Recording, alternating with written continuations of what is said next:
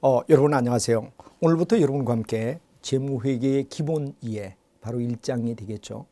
근데 1장 이야기를 전공 학생분들은 거의 알고 있습니다. 근데 비전공 학생들이 이제 관세사 시험을 갖다 준비하기 위해서 왔다 이럴 때는 이 부분이 굉장히 어떻게 하면 어설프게, 한마디로 완벽하지 않다 보니까 뒤에 가서 수업을 듣는데 굉장히 그러면 어려움을 겪습니다. 그래서 다소 첫 부분은 우리 교과서 나온 내용보다도 더 심도 있게 1장 우리가 한 1, 2, 3, 4, 5강까지는 기초가 좀 필요하다 하는 부위가 있기 때문에 제가 우리 책에 있는 이야기를 좀 더 구체적으로, 책은 그냥 서술만 하고 끝나는 이런 입장이지만 구체적으로 얘기가 돼야 되고, 또 전공한 학생들의 경우는 설령 알더라도 내가 남에게 설명할 수 있을 정도, 내가 나에게 누구에게 가르쳐 줄 때 설명할 수 있을 정도로 완벽해야 된다. 그리고 이 부분이 구축이 잘 되어야 뒤쪽 가면 원가 회계까지 무사히 어떻게 되느냐 이해하는 데 도움이 된다. 그런 이야기를 알고 하나하나 정리를 꼼꼼하게 앞부분을 좀 체크해 주시기 바랍니다. 그렇기 때문에 비전공 학생의 경우는 굉장히 좋아할 거고, 전공 학생이나 이미 여러 번 수업을 또 듣는 학생의 경우는 좀 약간은 왜 저렇게 자세히 하느냐 이런 오해를 할 수 있지만, 여기는 분명히 비전공 학생이나 처음 수업 듣는 학생이 있다는 점을 감안하시고, 나중에 설령 본인이 알더라도 저런 것 때문에 이런 이야기가 굉장히 중요합니다. 그래서 수업을 하다 보면 항상 우리는 겸손한 마음이 합격을 바로 우리가 어떻게 되느냐 그럼 불러주는 역할이다. 겸손하셔야 된다 하는 이야기를 여러분에게 말씀드리고 싶습니다. 그러면 맨 먼저 우리 회계 속에서 1단원부터 들어가면, 우리 책의 1편의 재무회계는 아까도 말했지만 우리 OT 할 때 얘기했죠. 바로 출제 빈도를 설명했듯이 앞부분이 굉장히 시험에 많이 나온다 하는 얘기가 되고, 여기서 이해되죠. 바로 30% 시험이 나온다 그러는 이야기. 그래서 우리 70%가 나온다는 이야기. 원가 회계가 30%, 우리 재무회계가 70%다. 75%, 25%, 정확히 얘기해서 30개, 그 다음 10개 이렇게 우리가 나눠지죠. 이걸 갖다 여러분이 정확히 이해를 하며 앞부분이 매우 중요하다 그런 이야기를 드리며 바로 여러분하고 이야기하는데, 이 앞부분은 바로 기본 이해입니다. 어떻게 해서 저런 과정이 나오느냐, 왜 저렇게 되지 하는 뼈대를 세운다라고 보면 되죠. 그래놓고 뼈대를 세우고 난 다음에는 이제 자산, 그 다음에 자본 부채, 그리고 이제 수익 비용, 이 내용을 갖다 우리가 쭉 정리를 하게 되면 재무회계가 완성이 돼 있다라는 이야기로, 비교적 여러분이 잘 알지만 체계적으로 우리 책이 돼 있으니까 하나하나 보며 정확하게 따라오고, 단지 너무 압축되어 있는 부위는 풀어가며 이야기하겠다 그런 이야기를 먼저 말씀드리고 싶습니다. 자, 그럼 여러분하고 같이 회계 속에서 회계 기초가 어떤 거냐 하는 이야기를 우리는 한번 보도록 하죠. 먼저 회계란 정보 이용자, 바로 여기서 중요한 이야기, 정보 이용자라는 말이 굉장히 중요한 이야기가 되겠습니다. 정보 이용자는 누구죠? 이해관계자라고 말하죠. 영어로 말하면 인트레스트 그룹이다 이렇게 우리가 말을 합니다. 회사를 둘러싼 많은 사람이 있죠. 이 사람들마다 뭐가 되느냐 그럼 바로 정보를 요청합니다. 그럴 때 이 사람들에게 정보를 갖다 이용하게끔 만들어준다. 그래서 이 사람들이 뭐 하게끔 합리적 의사결정을 내리게끔 뭐가 되느냐 그러면 정보를 식별하고 측정해서 전달해 주는 과정을 얘기한다. 이렇게 우리가 말하죠. 그래서 여러분이 잘 알지만 이해관계자라는 말을 갖다 우리가 생각한다면 바로 회사를 둘러싼 많은 사람들, 영어로 말하면 인트레스트 그룹이다. 이렇게 우리가 얘기를 합니다. 그죠? 인트레스트 그룹이다. 일종의 뭐가 되느냐 그러면 이런 얘기가 되죠. 가장 먼저는 정부가 있습니다. 정부. 그리고 이 회사의 주식을 산 주주가 있습니다. 그 다음에 이 회사를 이끌어간 CEO가 있을 수 있다 이거죠. 그 다음에 이 회사의 사채를 갖다 산 사람, 그 다음에 또 뭐가 되느냐 하면 이 회사를 바라보는 소비자의 입장이 있다 이거죠. 그 다음에 여러 가지 채권자, 바로 금융기관을 갖다 얘기한다 이렇게 되죠. 채권자가 있다. 이런 등등의 사람을 우리는 이해관계자다 이렇게 우리가 말합니다. 그러면 이 인트레스트 그룹에 속하는 내용 속에서 여러분하고 뒤쪽으로 가면 배우겠지만, 맨 먼저 정부의 경우는 무슨 회계가 필요하냐? 세무회계입니다. 바로 우리가 봤을 때 뭐를 갖다 세법에 의하여 바로 회계를 우리가 거두는데 뭐를 바로 장부가 있어야 되고, 이 회사가 어떻게 운영했고 돈은 얼마 벌었느냐에 정보가 필요하기 때문에 정부가 필요하다. 바로 세무회계죠. 그다음에 주주나 일반적으로 봤을 때 CEO나 또는 사채나 뭐 이런 이야기의 경우는 거의 대다수가 뭐가 되느냐 그러면 바로 일종의 하나의 재무회계라는 얘기를 세거죠. 재무회계. 재무회계는 여러분 잘 알지만 일반적으로 뭐가 됩니까? 재무적인 입장에서 이야기를 얘기한다. 이렇게 되죠. 그다음에 이제 우리가 봤을 때 채권자의 경우나 소비자의 경우는 원가회계. 도대체 얼마의 원가를 갖다 주고 했지 하는 원가회계 개념이 되고, 채권자의 경우도 일종의 뭐가 됩니까? 재무회계 쪽에 속한다. 사채업자까지 이렇게 된다 이거죠. 그래서 우리가 각각의 회계 중에서 가장 중요한 바로 세무회계, 그리고 재무회계, 그다음에 원가회계, 그다음에 또 CEO의 경우는 관리회계라고도 얘기했습니다. 관리회계는 어떤 특별한 양식이 있는 게 아니라 바로 보고서를 갖다 얘기하는 거죠. 이와 같이 각각의 회사를 둘러싼 많은 사람들은 각각 분야마다 필요한 정보를 갖다 요청한다 그런 이야기가 바로 중요한 이야기가 되며, 이런 정보를 만들어주는 역할, 이런 정보를 만들어서 바로 이해하게끔 해주는 역할이 뭐가 되느냐? 회계의 의미다 하는 이야기를 설명하고 있다는 걸 이해를 해야 됩니다. 자, 그러면 이제 우리가 일반적으로 봤을 때 경제적 정보가 들어왔다. 그럼 이 경제적 정보, 이 경제적 목록을 얘기를 든다면 사건이라고 얘기할 수 있죠. 바로 경제적 사건. 경제적 사건이 일어났다. 경제적 정보와 똑같은 말이죠. 물건을 사고 상품을 팔고 뭐 토지를 사고, 이건 전부 다 뭐가 되느냐? 정보란 말이야. 그러면 이제 회계에서는 뭐가 되죠? 이걸 식별하고 측정하고 그다음에 전달하려고 하는 이야기가 돼야 된다. 이 과정이 뭐가 되죠? 회계 과정이라고 말할 수 있다. 수많은 걸 갖다 식별하고 측정하고 전달해 주는 과정을 얘기한다. 그래서 정보 이용자가 뭐가 되죠? 합리적인 의사결정, 합리적 의사결정을 갖다 내리게끔 만들어 주는 게 매우 중요하다. 그래서 이제 구체적으로 본다 그러면 투자자의 경우는 투자를 갖다가 결정하는 데 굉장히 중요한 이야기가 되죠. 채권자의 경우는 신용자에 관한, 신용에 관해서 관한 돈을 빌려줄까 빌려주지 말까, 뱅크의 경우는 고민해야 되겠죠. 그다음에 경영자의 이야기는 뭐가 되냐? 의사결정의 이제 내용과 수탁. 여러분이 잘 알지만 뭐가 되느냐? 위탁의 반대가 수탁이 되는 겁니다.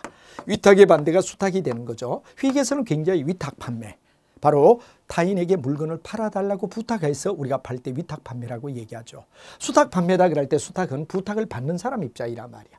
이런 것의 보고를 갖다 우리는 경영자라고 얘기한다. 그 외에도 이제 정책을 수립하고 노사의 협상을 하고 노사관계에 있어서 임금을 얼마 줄 것인가, 그다음에 여러 가지 분석 자료를 만드는 기타 이용자가 있을 수 있다 하는 이야기로, 바로 회계는 일종의 한마디로 말하라 그러면 의사결정을 내리는데 필요한 정보를 제공해 준다. 이렇게 우리가 말하는 과정을 얘기하고, 여기는 굉장히 중요한 게 이해관계자.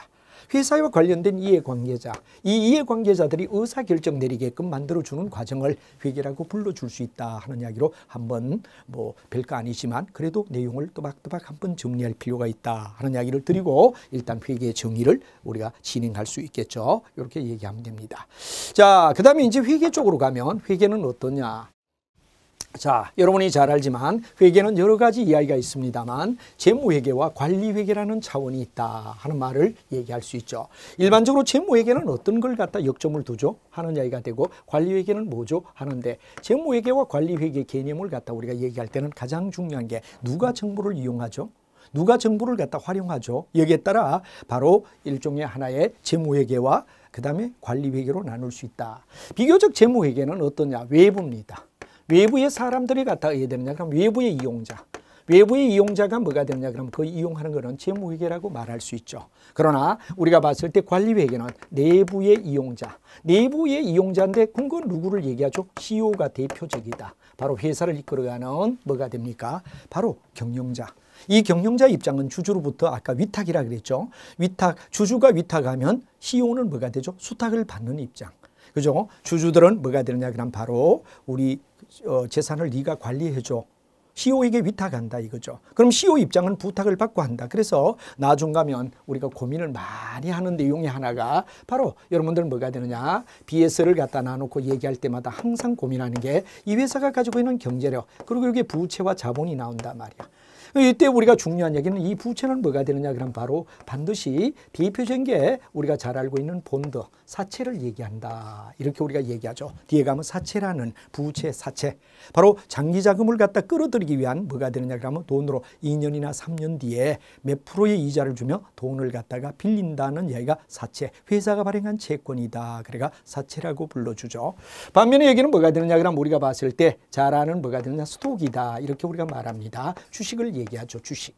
주식은 뭐가 되느냐? 바로 항상 회사의 자본을 갖다 대는 역할. 그래서 회사가 망하면 일단 뭐가 되느냐? 본드부터 먼저 보상을 합니다. 그리고 예를 들면 남는 잔재가 있을 때 바로 주주들이 가진다. 이렇게 되죠. 이럴 때 우리가 중요한 이야기는 뭐가 되느냐? 만약에 이 본드를 갖다 제때 못 갚는다 그럴 때는 뭐가 되느냐? 그러면 바로 파산 비용이라는 문제, 파산 비용이라는 문제를 안게 됩니다. 파산했다. 근데 여기는 뭐냐? 그럼 대리 문제라고 나오죠. 대리 문제. 이 대리 문제가 바로 뭐가 되느냐? 주주가 CEO를 못 믿기 때문에 일어나는 이야기가 되고, 그렇기 때문에 항상 뭐가 되느냐? 그러면 CEO들은 이 대리 문제 방어를 위하여 어떻게 이끌어갈 것인가를 고민해야 되는 이야기가 일어나게 되죠. 그래서 회사를 운영할 때 많이 써야 되는 이야기, 바로 여기에서 뭐가 되느냐? 일종의 관리회계 쪽에서 나오는 이야기, 대리 문제라는 이야기가 있는데, CEO가 즉 내부에 있는 사람이 정보를 이용해서 바로 회사를 이끌어가기 위하여 쓰는 정보를 갖다 우리는 관리회계라고 불러줘야 된다 하는 이야기로, 재무회계는 외부에 있는 사람들, 예를 들어 CEO를 뺀 나머지 거의 대다수 사람은 뭐를 갖다 써요? 그렇죠. 우리가 재무회계를 생각하고, 관리회계는 뭐가 되죠? CEO가 회사를 이끌어가기 위한 보고서다 이렇게 보면 되죠. 보고서.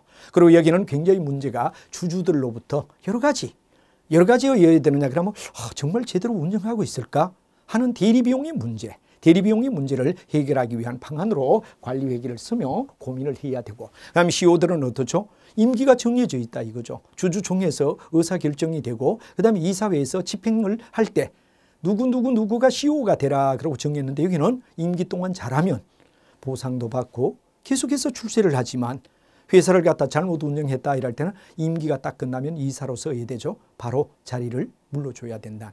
이런 문제를 갖다 안고 있는 게 뭐가 되느냐 그러면 바로 중요한 관리회계. 이게 바로 여러분 CEO의 이야기가 되고, 여기는 바로 중요한 이야기가 뭐가 되느냐? 주주와 관련된 문제를 얘기한다 하는 이야기를 여러분이 알아두셔야 된다는 게 아주 중요한 이야기가 될 겁니다. 그래서 재무회계와 그다음에 관리회계라는 얘기가 나오고, 그다음에 이제 우리가 봤을 때 뭐가 되느냐? 재무정보에 대한 회계 원칙을 우리가 가만히 본다면, 자, 일종의 뭐가 되느냐 그럼 바로 이런 내용으로 우리가 얘기하면 바로 재무정보가 뭐가 되느냐 그럼 전달 수단이 어떠냐 하는 얘기가 바로 우리가 중요한 재무정보가 가지는 의미다 이런 얘기가 되죠. 그래서 우리가 일반적으로 봤을 때 뭐가 되느냐 그러면 바로 재무정보와 재무보고를 갖다 해야 되는 이야기. 이 재무정보, 아까 말하던 재무와 재무보고를 갖다 해야 되는데 어떤 문제가 있느냐를 우리가 한번 살펴보자 이겁니다. 이때 중요한 이야기는 바로 우리 책에도 잘 나와 있습니다만, 이 재무정보를 위해서는 하나의 뭐가 되느냐 그러면 바로 경제적 자원, 그리고 그 청구권. 우리가 봤을 때 경제적 자원이 뭐죠? 자산입니다. 그리고 우리가 봤을 때 청구권이 뭐가 되죠? 부채와 자본을 얘기하죠. 이거가 어떻게 변화했느냐. 한마디로 말하면 자본 구조가 어떻게 되죠? 하는 걸 갖다 재무에서는 알려주게 된다는 얘기가 된데, 이런 내용을 갖다 재무정보의 수요 내용이라 그러고, 여기는 재무정보의 수요와 그 다음에 공급이라는 이야기 이게 있죠. 수요는 누구고 공급은 누구냐 하는 문제를 우리는 고민해야 됩니다. 비교적 우리가 봤을 때 재무정보의 수요는 누구냐 그러면 바로 투자자. 이 회사에 정말 투자를 할까? 그 다음에 또 뭐가 되느냐? 종업원. 그리고 여러분들 돈을 빌려주는 대여자. 이런 것들이어야 되느냐 그러면 재무정보에 뭐가 되느냐 그러면 바로 필요한 수요자라고 말할 수 있다 이거죠. 그러면 이제 우리 재무정보의 공급은 누구냐? 바로 중요한 뭐가 됩니까? CEO, 주식회사를 얘기하는 거죠. 주식회사가 뭐가 되느냐 그러면 바로 제공한다. 죄송합니다. 여기는 바로 수요는 누가 되죠? 이해관계자라고 말하죠. 이해관계자가 뭐가 되느냐 그러면 바로 회사 여러 가지 정보를 갖다 필요로 한다기 때문에 이해관계자라고 얘기하고, 여기 나오는 뭐냐 그러면 CEO는 바로 CEO는 뭐가 되느냐? 주식회사란 말이에요. 회사가 재무를 갖다 공급하는 거죠. 그래서 여러분이 나중에 재무제표를 딱 볼 때는 반드시 재무제표란 명칭, 한마디로 말하면 5가지의 재무제표가 있는데, 우리가 이제 뒤에 가면 5가지를 배우게 됩니다. 그중에 대표적인 첫 번째 이야기가 BS란 말이에요. BS에서 반드시 BS를 표시할 때는 어느 회사냐, 회사 이름을 반드시 밝혀줘야 돼요. 재무제표에서 회사 이름이 없으면 재무제표로 실격이다. 그 다음에 매월 며칠 현재라는 말이 반드시 나와야 돼. 매월 며칠 현재라는 말이 반드시 나와야 돼. 이와 같이 이 명칭과 바로 우리가 재무제표의 명칭과 그리고 어떤 회사인가 그리고 언제인가, 이게 중요하면 이건 기업 주체설에 의하여 바로 누구, 기업 실체, 누구를 언제 무엇을 하는 요 3가지를 갖다 우리가 일반적으로 뭐라 그러냐, FS를 작성할 때 3대 요소다. 3대 요소. 3가지 요소는 바로 뭐가 되느냐? 명칭, 그리고 회사, 그리고 기간, 날짜가 나와야 된다는 얘기가 중요한 이야기가 된다 하는 이야기를 얘기하죠. 그래서 이해관계자가 정보의 수요자라면 바로 정보를 제공하는 사람이 바로 주식회사. 그렇기 때문에 우리는 항상 뭐가 되느냐 그러면 주식회사 입장에서 우리가 봐야 되며, 특히 붕괴를 할 때 처음 하시는 분이 깜짝 놀라는 게 이런 이야기죠. 현금 500만을 출자하여 영업을 개시하다. 그럼 뭐 현금 500만을 출자하여 영업을 개시하다 그러면 출자하여 돈이 나갔단 말이야. 근데 붕괴를 하라. 출자했는데 왜 돈이 들어왔지? 아마 처음 붕괴를 하시는 분은 굉장히 그런 걸 느낄 겁니다. 출자했다면 돈 나갔잖아. 근데 여기서 주체는 누구냐? 바로 회사 금고입니다. 항상 금고 입장에서 봐야 되죠. 금고 입장에서는 돈이 들어왔다는 이야기가 되는 거죠. 주주가 돈 냈으니까. 그래 항상 회계를 갖다 우리가 생각할 때 누구 입장에서 봐야 되죠? 바로 회사 입장, 금고의 입장.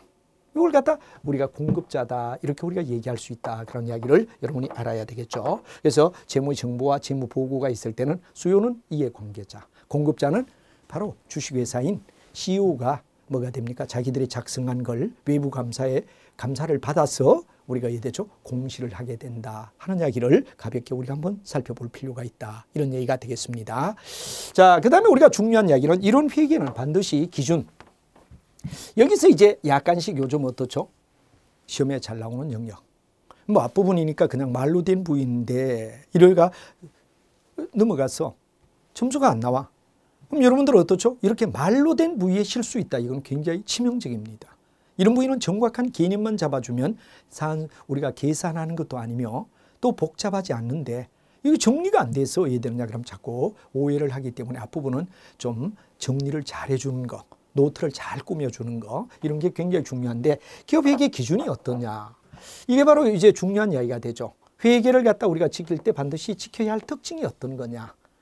첫 번째 나오는 뭐가 되느냐 그러면 바로 회계 원칙의 특징. 회계를 이끌어갈 때 그 프린시플, 원칙의 어떤 특징이 어떠냐. 그리고 요즘 잘 쓰는 뭐가 되느냐 그러면 KIFRS. 여러분들 많이 들어봤죠? 국제회계 기준의 특징은 어떤가. 이 두 가지는 최소한 여러분들이 기억을 하고 정리를 정확하게 해둘 필요가 있다 하는 이야기를 첫 시간에 말씀드리고 싶습니다. 그럼 여러분들 회계 기준이 지켜야 할 첫 번째 원칙은 바로 회계 실무의 지도 원리다. 그렇죠. 모든 회계 처리를 갖다 해나갈 때 뭐가 되느냐. 지도 원리. 하나의 프린시플이다. 그래서 기준이 된다는 얘기를 설명하고 있죠. 그러면 여기는 반드시 뭐가 되느냐. 보편타당성을 가져야 된다. 이랬다 저랬다. 일관성을 가지지 않고 보편타당성이 없다 그러면 뭐 회계 처리를 이렇게 처리하고 저렇게 처리하고 자기 왜곡이 될 수 있죠. 왜곡을 갖다 막아야 된다는 이야기. 왜곡 방지를 위하여 반드시 보편타당성을 가져야 된다는 얘기가 중요한 이야기가 됩니다. 그리고 이제 이해하기 쉽게끔, 그 다음에 믿을 수 있게끔, 그 다음에 목적에 적합하게끔, 그 다음에 뭐가 되느냐 비교 가능성을 갖다 갖게끔. 이런 이야기가 굉장히 어디 되느냐 그러면 우리가 나중 뒤에 가면 바로 기준 원칙에서 매우 중시 여기는 이야기가 이해하기 쉬워라. 남들이 믿을 수 있게끔 하라. 그 다음에 목적에 적합하게 하라. 그래서 우리가 일반적으로 나중 가면 신뢰성에 역점을 둘 건가 목적에 역점을 둘 건가에 따라 처리하는 과정을 갖다 달리할 수 있죠. 목적 적합성에 역점을 두느냐 신뢰성에 역점을 두느냐. 신뢰는 믿는다는 얘기가 되죠. 그래서 신뢰성의 경우는 예를 들어서 우리가 어떻습니까? 계속 원칙을 지켜준다. 이런 경우는 그렇고 목적 적합은 최대한 의해되죠. 바로 여러분들 현재 가격. 우리가 목적에 적합하게끔 회사가 자기들이 한마디로 말하면 날 믿어줘 신뢰성입니다. 이 역사적 원가, 나중에 뒤에 가면 역사적 원가라는 얘기를 배우죠. 이 역사적 원가는 내가 땅을 살 때 얼마 주고 샀죠? 과거에 샀던 가격을 기준하면 신뢰성을 굉장히 높여줍니다. 왜? 그 땅값은 이미 의해되죠. 등기부에 나와 있고 실제 의해되느냐 그러면 부동산에서 매매한 계약서가 있단 말이에요. 그래서 땅값을 만약에 역사적 원가, 과거에 샀을 때의 가격을 기록한다면 이건 상당히 신뢰성을 높여주는 역할입니다. 반면에 목적 적합성은 뭐가 되느냐? 바로 현재의 가격인 공시가격이죠. 바로 뭐가 되느냐? 현재 평당 어디 되느냐? 그러면 옛날에 5만 원 주고 샀는데 현재 평당 100만 원이다. 목적 적합성은 나 잘났어.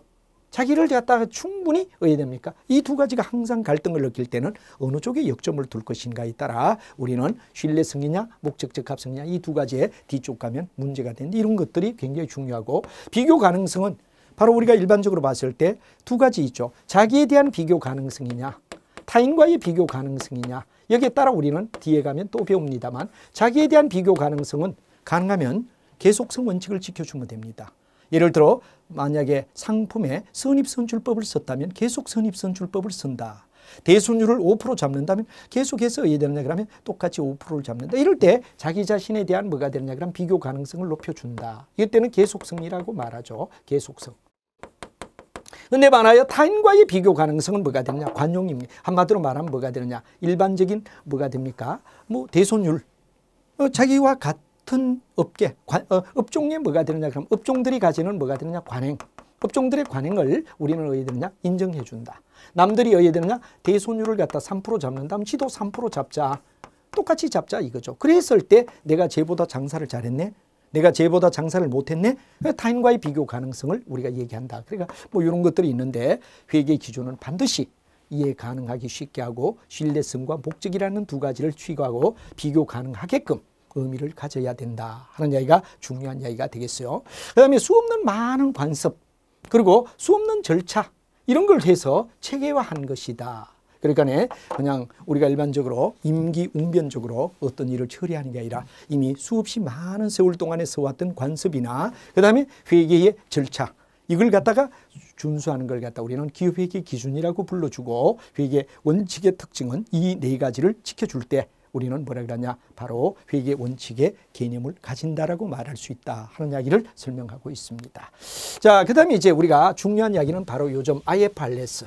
바로 IFRS를 갖다 우리가 얘기하는데 이 IFRS는 바로 국제회계라는 얘기를 갖다 우리가 쓰죠. 그래서 처음 들을 때 무슨 말이냐 잘못하면 이런 얘기를 갖다 우리가 많이 쓰는데 K라는 말은 코리아라는 얘기가 되죠. 한국이 인정한 뭐가 되느냐 그러면 IFRS 바로 국제회계다. 이 국제회계는 바로 이런 얘기가 되죠. 처음 하시는 분의 경우는 상당히 앞부분이니까 약간 얘기하면 이런 얘기입니다. 예를 들어 한국의 삼성이 미국이나 뭐 유럽에서 주식을 발행할 수 있죠. 이 주식을 발행했을 때 그럼 미국에서는 미국에 맞는 회계 기준을 따르고 EU에서는 유럽에서는 유럽에 맞는 거, 한국에서는 한국 이러면 얼마나 복잡하겠습니까? 그래서 국제적인 통용되는 회계의 뭐가 되느냐 원칙을 바로 IFRS라고 얘기합니다. 그래서 우리가 궁금한 뭐가 되느냐 K는 뭐가 되느냐 한국이 인정한 한국에서 채택한 IFRS다 이런 얘기가 되죠. 이 얘기는 철저히 원칙 중심의 회계를 갖다 중심으로 하자. 원칙을 중심으로 하자 하는 말을 쓰죠. 그래서 이제 여러 가지 복잡성을 줄이기 위하여 그 다음에 예외 규정을 지향한다.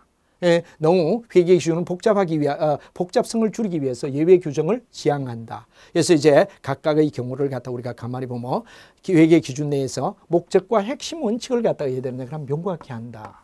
두 번째는 일관성을 반드시 가져야 된다. 그 다음에 근거에 의하여 규정이 돼야 된다. 그 다음에 전문가 판단에 의해야 되느냐 의존해야 된다. 하는 얘기가 되고 그 다음에 어떤 지침이 있을 때는 이 지침을 갖다 가능하면 뭐가 되죠? 최소한만으로 규정한다. 너무 지나치게 미세하게 이래라 저래라 이렇게 하지 않고 바로 여러분들이 중요한 최소한의 제공만 지정한다 하는 얘기로 IFRS 국제회계에서 우리가 사용하는 이 회계 제도에 대하여 여러분들도 정확히 알아둬야 될 것 같습니다. 그래서 이제 우리가 중요한 이야기는 바로 우리나라 자체에서는 재무정보라고 얘기할 때 재무정보의 기업회계 기준과 회계의 특징과 그리고 국제회계 기준을 갖다 우리는 반드시 이해를 해줘야 된다라는 이야기가 중요한 이야기가 된다 하는 이야기로 여러분 회계 원칙의 특징 그 다음에 국제회계의 특징 이런 것들은 반드시 기억을 좀 잘해둘 필요가 있다는 얘기로 설명할 수가 있습니다. 자 그리고 재무정보가 가지는 재무정보에 뭐가 되느냐 그러면 그 기능은 어떤가 하는 펑션에 대하여 우리가 생각해 보자 이겁니다. 보통 우리가 재무정보가 어떤 내용을 가지고 있어야 되느냐 하는 이야기를 여러분하고 가만히 보면 자 정보는 반드시 어디에 되느냐 비대칭이란 말이죠. 비대칭을 어디에 됩니까? 역선택. 아주 중요한 이야기는 바로 재무정보가 자본시장에서 정보의 비대칭으로 역선택의 문제를 갖다 해결해 줘야 된다. 한마디로 말하면 정보의 비대칭은 누구는 알고 있는데 누구는 모른다. 예를 들어 우리가 가장 중요한 자동차 중고를 갖다 할 때는 이 딜러는 자동차에 대해 섬세한 정보를 가지고 있습니다. 그러나 구매자의 경우는 뭐가 되느냐 그러면 바로 아무런 정보가 없단 말이야. 이럴 때 어떻게 되느냐 잘못 선택하는 걸 갖다 역선택이라 그러죠. 똑바른 선택이 돼야 되는데 잘못 선택할 수 있기 때문에 이런 바로 정보의 비대칭으로 인하여 역선택 문제를 갖다가 해야 되느냐 그러면 바로 원활히 해결해 주기 위하여, 특히 여기서는 투자 자본가, 돈을 내는 사람이 똑바른 주식을 살 수 있게끔, 예를 들어 우리가 잘 알지만 몇 년 전에 제2금융권에서 많은 돈을 갖다가 어떻게 됩니까? 금리를 높여주겠다. 그래서 수많은 사람이 어떻게 되느냐? 자기의 퇴직금을 갖다가 제2금융권에 넣었다 이거죠. 그러다 이제 이 파산함으로 인하여 5천만 원까지만 보장되고 정부에서는 5천만 원만 보장해 주죠. 근데 나머지 부위는 어떻게 되죠? 전부 다 어떻게 되느냐 그러면 손해로 연결되어서 정말 많은 피해를 입은 이런 사람들이 속출했죠. 이건 뭐가 되느냐? 회계 정보가 정확하다면 이런 일이 일어날 수가 없는 거죠. 바로 역정보 또는 정보의 비대칭, 역선택 이런 걸로 인하여 많은 피해를 입는 이런 경우가 있는데, 이런 걸 갖다 바로 재무정보는 뭐가 되느냐 그러면 해결해 줘야 된다 하는 얘기가 바로 첫 번째 이야기다 하는 말이 되죠. 그다음에 두 번째로 우리가 본다면 뭐가 되느냐 그러면 자본주의 시장에서 대리인의 기회적인 행위, 도덕적 개인 문제를 해결해 줘야 된다. 그렇죠. 도덕적인 거. 바로 우리가 기업은, 오늘날 기업은 뭐가 되느냐? 그 사회를 책임져야 됩니다. 그런데 정보가 잘못되어서 역선택해서 많은 사람에게 피해를 준다면 그것은 우리가 봤을 때 잘못된 역할이다 하는 이야기를 갖다 얘기하죠. 그다음에 세 번째는 재무정보가 경제 실체 간의 이동을 위하여 의사결정에 직간접적으로 영향을 준다. 그렇죠. 돈이 흘러가는 거. 또 아니면 원재료가 흘러가는 거. 이런 모든 문제에 뭐가 되느냐? 물자의 흐름. 이런 것들은 하나의 의사결정에 직간접적으로 영향을 주기 때문에 정보의 기능은 굉장히 중요하다. 똑바른 정보를 제공해야 된다는 얘기를 하고 있습니다. 그다음에 우리가 봤을 때 재무정보는 자본주의 시장 체제에서 최소한 경제적 자원에 바로 자원을 갖다 통계가 효율적으로 흘러가게끔. 중요한 이야기가 효율적이라는 말이 굉장히 중요합니다. 여러분, 자원의 효율성.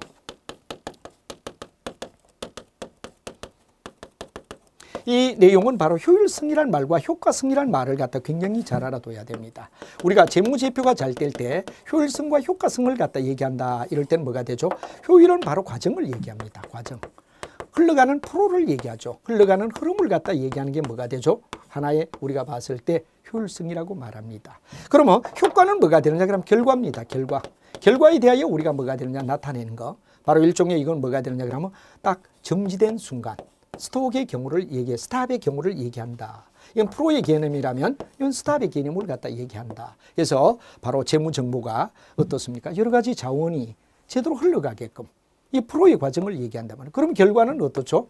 좋다. 이런 결과를 가져오게끔 재무정보는 그 기능을 잘 가져서 효율성을 높여서 효과를 가져오게끔 해야 된다는 이야기, 이런 말을 뒤에 가면 효과, 효율이라는 말도 한 번쯤 여러분이 정확하게 이해할 필요가 있다 하는 이야기로 설명을 할 수가 있을 겁니다. 그 다음 우리가 봤을 때 재무정보는 바로 정부가 효율적으로 적절한 자원 분배를 위하여 정책을 수립하는 데도 도움을 준다. 그러니까 그만큼 바로 효율적인 자원에 뭐가 되느냐 그러면 결과를 유도해서 결국은 효과를 얻게끔 만들어준다는 게 재무정보의 기능이다 하는 이야기를 여러분이 알면 됩니다. 자, 그럼 이제 여러분과 함께 이런 개념을 갖다 쭉 우리가 한번 살펴봤고, 이제 여러분과 함께 뭐를 갖다 생각해야 되느냐, 회계는 어떻게 순환이 되느냐, 회계가 어떻게 되느냐 하는 이야기를 이제 좀 더 한번 생각해 보며 이제 진행을 하도록 하죠. 여러분이 잘 알지만 뭐가 되느냐 그러는데 결론은 바로 이런 얘기가 되죠. 수많은 경제적 사건이 일어난다. 이걸 갖다 우리는 거래라고 얘기를 합니다. 일종의 뭐가 되느냐, 수많은 경제적 사건. 이 거래가 발생돼야 되죠. 그럼 이 거래가 발생된 걸 갖다가 뭐가 되느냐, 콜렉팅한다. 일종의 뭐가 되죠? 수집하고 정리한다라고 얘기하죠. 수집하고 정리한다. 수집하고 정리한다. 그래서 뭐가 되느냐, 수집 정리하는 과정을 거쳐서 하나의 데이터 또는 하나의 뭐가 되느냐 그럼 바로 인포메이션, 정보를 만든다. 이렇게 우리가 얘기할 수 있죠. 정보를 만든다. 이 정보를 만들어주면 이 정보를 가지고 뭐가 되느냐, 바로 일종의 하나의 뭐가 됩니까? 어널리시스, 하나의 분석을 통하여 이렇게 되죠. 분석을 해서 바로 의사결정을 내린다. 요 과정을 갖다가 어떻게 되느냐 그러면 쉽게 다른 말로 한다면 디시전 메이킹이다. 이렇게 우리가 얘기를 하죠. DM이다. 요 과정이란 말이야. 그래서 우리가 일반적으로 봤을 때 수많은 경제적 사건이 발생됐다 그럴 때 이제 일반적으로 수많은 정보를 수집하고 정리한다 하는 이야기에서 요 과정이 뭐가 되죠? 바로 여러분들 잘 아는 하나의 뭐가 됩니까? 거래가 발생되면 붕괴와 전기를 하는 거. 이 붕괴 전기. 이렇게 되고, 그럼 여기에 뭐가 되느냐? 재무제표를 갖다 만드는 게 바로 FS라고 얘기하죠. FS. 그래서 이제 지금 여기서 얘기하는 이야기는 바로 어떻게 이 수직과 하느냐. 요 1단계. 요 1단계를 갖다가 해야 되느냐. 그럼 회계 순환 과정이라고 우리가 말할 수 있다. 어떻게 재무제표를 갖다가 만들어내죠? 재무제표를 만들어주면 결국은 뭐가 되느냐? 분석해서 나중에 뭐가 됩니까? 어떤 의사결정을 갖다 내리는 내용이 되고, 궁극은 요까지가 뭐가 되죠? 바로 여러분 잘 아는, 우리가 바라는 부키핑, 부기를 갖다 얘기하고 있고, 그다음에 이 부기가 된 걸 가지고 뭐가 되냐? 바로 분석해서 나가는 걸 회계학이라고 얘기할 수 있다 하는 이야기를 설명을 했고, 그럼 이 속에서 이 부기의 과정, 바로 생산적 측면이라고 얘기하죠. 생산적 측면. 바로 어떻게 만드느냐 하는 생산적 측면의 이야기가 바로 여러분 잘 아는 뭐가 되느냐? 이 과정을 우리가 설명하고 있다 하는 이야기를 여러분이 이해를 해 주시면 될 것 같습니다. 그래서 이게 되고, 그다음에 이제 회계는 바로 이쪽에 뭐가 됩니까? 활용적 측면을 얘기한다 하는 연결을 여러분들이 머릿속에 처음 하실 때는 잘 정리를 하면 이 말이구나. 지금 여기서 얘기하는 건 바로 거래를 어떻게 수집하고 정리해서 자료, 정보를 만들어주니 요 과정, 이게 바로 여기서 말하는 회계 순환 과정이 생산적 측면을 얘기하며 바로 거래가 발생되면 이 순서, 요 과정이 어디에 되느냐. 요 과정이 바로 여러분들 잘 아는 5가지다. 5가지 이하여 정리를 한다 하는 얘기가 되겠죠. 그래서 이제 여기에 요 5가지를 갖다 우리가 정리를 갖다 해주는 이야기가 바로 이제 거래가 발생되면 반드시 분계를 하고 전기를 한다. 그 다음에 수정 전 시산표를 짜고 수정의 사항을 넣고, 그 다음에 뭐가 되느냐? 수정 후 시산표를 만들고, 그 다음에 계정을 마감하며 재무제표를 작성한다. 이게 뭐가 되느냐? 바로 우리가 봤을 때 부기의 과정을 얘기하는데, 이 과정을 이제 섬세하게 여러분들이 어떻게 되느냐 그러면 기초적으로 이해를 해야 된다는 이야기. 이게 어떻게 되느냐를 이해해 줘야 바로 1단계 뭐가 됩니까? 부키핑. 부키핑이라는 이야기, 부기에 대한 개요를 설명하는 거다 하는 이야기로 설명이 되며, 여기는 회계가 아니라 부기입니다. 그래서 바로 거래가 발생되었을 때 어떻게 재무제표까지 만들어내느냐 하는 과정을 우리는 일단 맨 먼저 이해를 하는 게 회계 공부를 하기 위하여 기초적인 초보적인 이야기다 하는 이야기를 우리 책에 설명하는데, 그 과정을 여러분하고 하나하나 우리가 따지며 정리를 꼼꼼히 할 필요가 있다.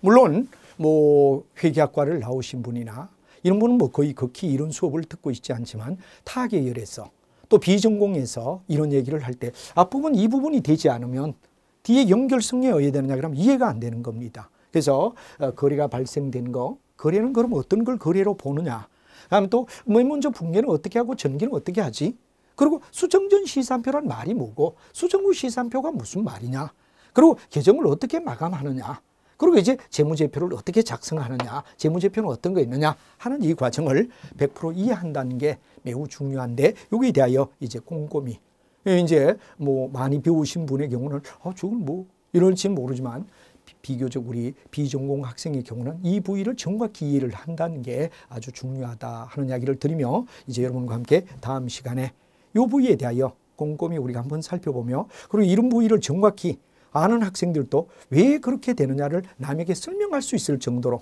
만약에 예를 들어 면접 인터뷰를 할 때 여기에 대하여 정확한 답을 줘야 되는 것과 똑같다 이런 얘기를 드리며, 다음 시간에 바로 이 과정에 대하여 여러분하고 한번 거래가 발생되면 어떻게 진행하느냐 하는 얘기가 되고, 현재는 요 1단계입니다. 요 1단계가 회계 순환 과정이다. 그럼 이거에 의하여 이제 우리가 뒤에 가면 뭡니까? 자산은 어떻고 부채는 어떻고 자본은 어떠냐 하는 이야기를 쭉 이제 뒤에 자산, 부채, 자본, 비용과 수익 요 과정을 갖다 우리가 얘기하는 게 회계학이다. 여기서는 뭐가 되죠? 바로 장부를 어디에 만드느냐 하는 생산적 측면에 저 과정을 한번 쭉 정리를 하며 하나하나 꼼꼼히 우리가 따져볼 필요가 있고, 요즘은 특히 결산, 이 결산이 어디에 되느냐? 거의 회계학과 나오신 분들, 전공한 분들도 결산 과정을 정확히 몰라요.